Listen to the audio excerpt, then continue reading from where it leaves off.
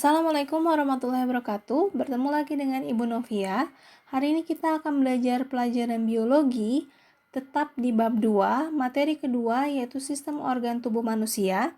Kita maju ke bagian ketiga yaitu tentang sistem sirkulasi atau peredaran darah. Tapi hari ini kita tidak akan belajar sampai selesai sistem sirkulasinya. Ibu bagi menjadi 3 bagian. Jadi hari ini bagian pertama dulu untuk sistem sirkulasi. Nah, tujuan pembelajaran yang harus kita capai untuk hari ini yaitu menjelaskan fungsi sistem sirkulasi. Yang kedua, menganalisis komponen penyusun darah. Hanya 2. Nah, untuk pertemuan selanjutnya, ini ada mengidentifikasi bagian-bagian jantung dan membedakan pembuluh darah vena dengan pembuluh darah arteri. Nah, untuk hari ini kita fokus ke tujuan pembelajaran pertama dan kedua terlebih dahulu. Nah, sebelum kita mulai, Ibu ingin kalian ketahui apa itu sistem sirkulasi. Sistem sirkulasi merupakan sistem yang meliputi sistem peredaran darah dan sistem peredaran cairan limfa atau sistem limfa. Nah, kemudian, apa saja fungsi dari sistem sirkulasi di tubuh manusia? Nah, fungsi dari sistem sirkulasi di tubuh manusia ini ada 4. Yang pertama, sebagai alat transportasi. Maksudnya apa? Maksudnya, darah di dalam tubuh kita ini nanti berfungsi untuk memindahkan atau mengedarkan. Apa yang diedarkan dan yang dipindahkan ini bisa berupa makanan, garam mineral, gas, hormon, enzim, dan zat-zat lainnya. Nah, jadi zat-zat tersebut nanti akan dibawa oleh darah untuk disebarkan ke seluruh bagian tubuh manusia. Yang kedua, yaitu sebagai pengatur suhu tubuh. Nah, di dalam tubuh kita terjadi yang namanya sistem metabolisme. Hasil dari metabolisme ini adalah berupa energi panas. Nah, energi panas ini nanti akan dibawa oleh darah untuk disebarkan juga ke seluruh tubuh manusia. Sehingga nanti seluruh bagian tubuh kita akan memiliki suhu yang sama. Nah, suhu normal manusia yaitu sekitar 36 derajat Celcius. Jika suhu tubuh kita terlalu dingin atau di bawah 36 atau misalnya terlalu tinggi sampai di atas 36, artinya ini adalah pertanda bahwa tubuh kita memiliki gangguan. Bisa berupa gangguan karena masuknya patogen. Patogen itu adalah makhluk hidup yang membawa penyakit, misalnya bakteri, virus, jamur, atau misalnya ada gangguan organ di dalam tubuh kita. Yang ketiga, sebagai perlindungan. Nah, ini hampir berhubungan dengan fungsi yang kedua tadi. Nah, darah melindungi tubuh dari cedera dan invasi benda asing. Jadi ketika ada benda asing, atau misalnya ada virus, ada bakteri, ada jamur yang masuk ke dalam tubuh, nanti darah ini yang bekerja sebagai perlindungan. Dia akan melindungi tubuh kita. Nah, selain itu juga, ketika tubuh kita mengalami cedera, baik itu goresan, benturan, nah sehingga nanti misalnya timbul luka, nah darah juga yang akan melindungi tubuh kita, di mana nanti darah akan melakukan mekanisme pembekuan darah atau penutupan luka, sehingga nanti darah dalam tubuh kita ini tidak keluar dari dalam tubuh sampai kita mengalami kehabisan darah. Yang keempat yaitu sebagai penyangga atau buffering. Protein darah bertindak sebagai penyangga melawan perubahan asam basa untuk pertahanan pH optimum darah. Maksudnya apa? Nah, ketika tubuh kita dimasuki oleh makhluk asing, baik tadi Ibu bilang virus, bakteri ataupun jamur, nah aktivitas makhluk-makhluk asing tersebut itu pasti juga akan mempengaruhi keasaman di dalam tubuh. Nah, darah kita ini biasanya pH-nya lebih ke basa. Jadi, kalau misalnya ada benda asing, nanti pH darah kita turun menjadi asam. Dan ini berbahaya. Kenapa? Karena nanti bisa mengakibatkan gangguan. Nah, darah kita nanti dia akan semaksimal mungkin berusaha untuk tetap mempertahankan keasaman tubuh kita. Itu adalah fungsi dari sistem sirkulasi. Sekarang kita maju ke komponen penyusun sistem peredaran darah. Ada 3, yaitu ada darah, kedua ada jantung, ketiga ada pembuluh darah. Nah, untuk hari ini kita fokus terlebih dahulu ke komponen penyusun sistem peredaran darah yang pertama, yaitu darah. Darah dibagi menjadi 2 kelompok, ada plasma darah dan ada sel-sel darah. Nah, apa itu plasma darah? Ingatnya plasma, berarti cairan. Artinya plasma darah ini adalah cairan yang terdapat pada sistem peredaran darah. Nah, plasma darah ini terdiri atas air, ini sampai 70% itu adalah air. Kemudian selain air, di dalam plasma darah ini ada protein dan mineral yang ikut terlarut, sehingga biasanya plasma darah ini warnanya ini agak kekuningan.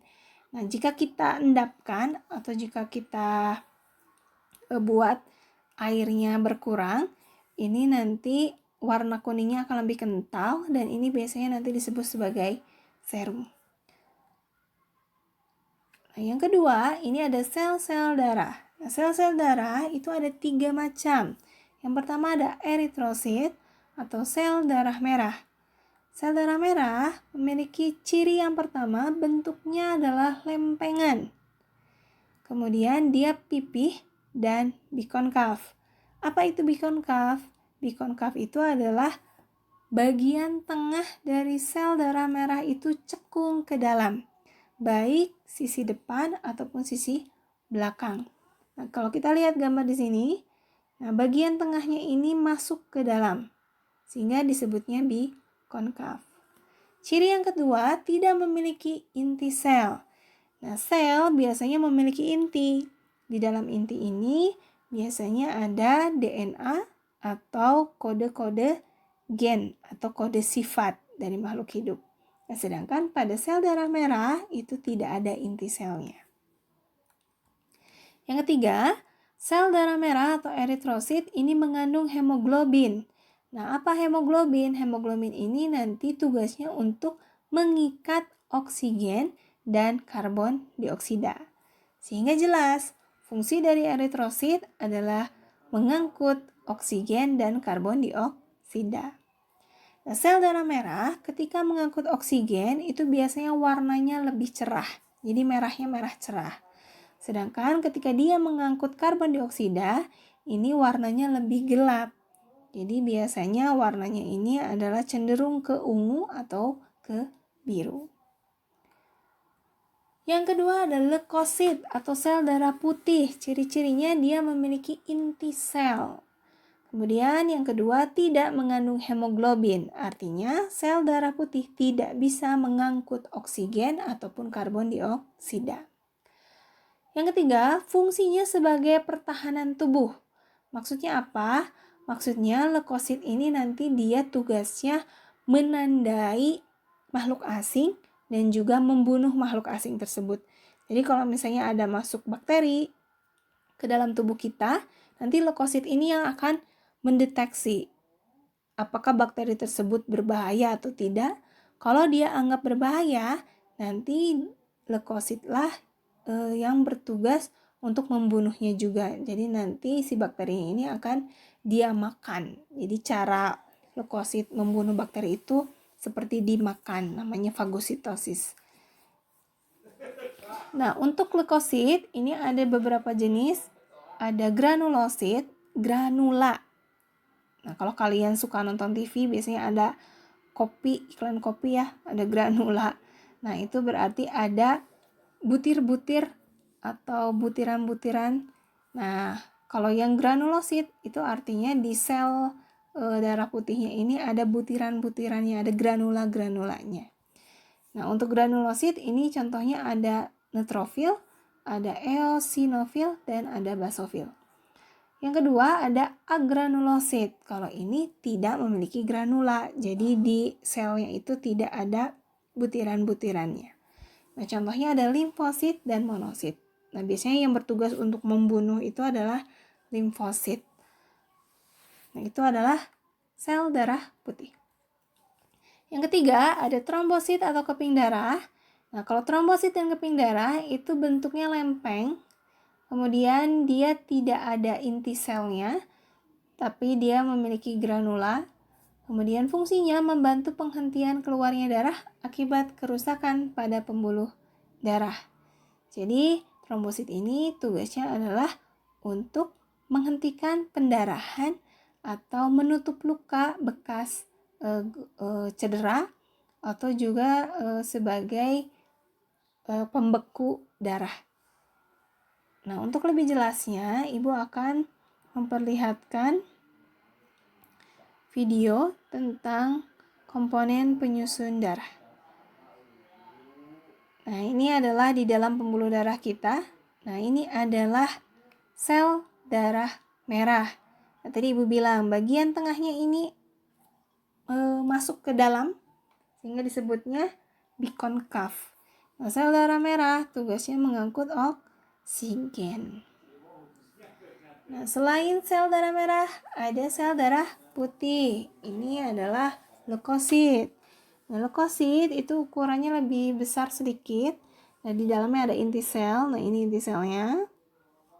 Nah, leukosit ini tugasnya adalah untuk membunuh patogen atau membunuh benda-benda asing atau makhluk hidup asing yang masuk ke dalam tubuh. Nah, kalau kalian mau lihat leukosit itu gampang.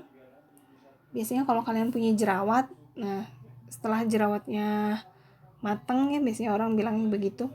Nanti di bagian jerawatnya itu ada titik putih. Nah, itu adalah leukosit kita.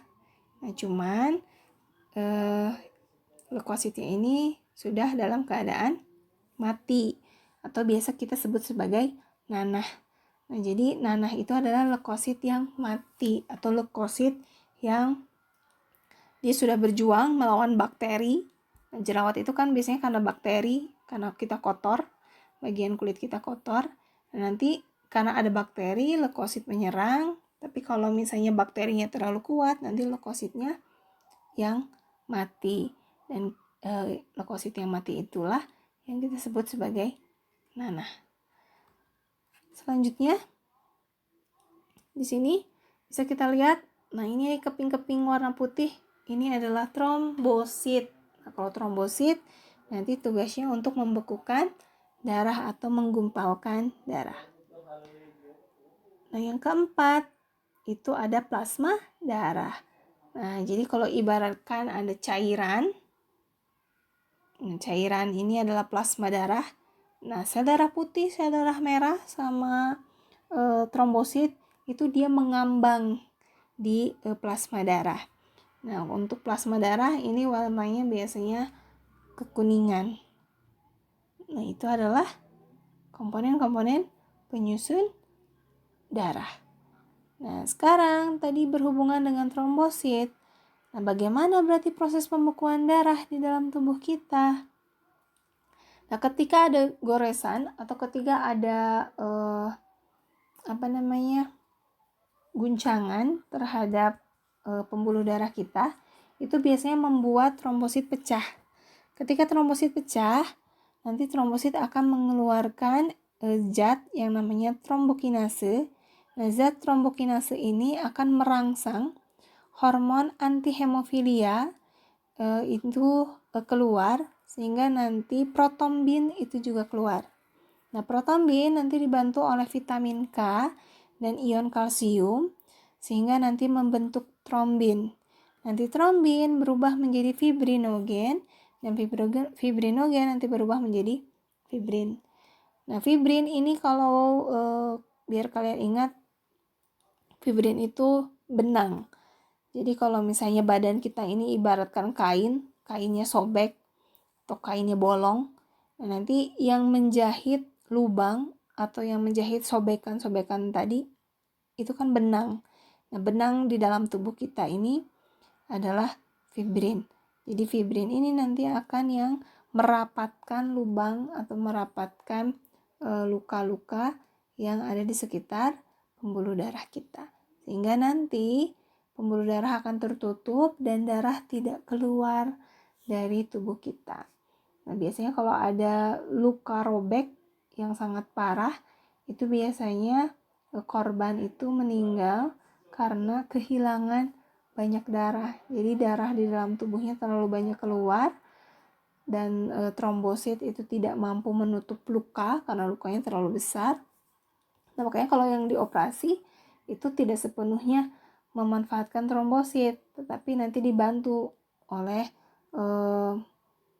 benang jahit untuk operasi ya, benang jahit untuk operasi sehingga lukanya lebih cepat menutup.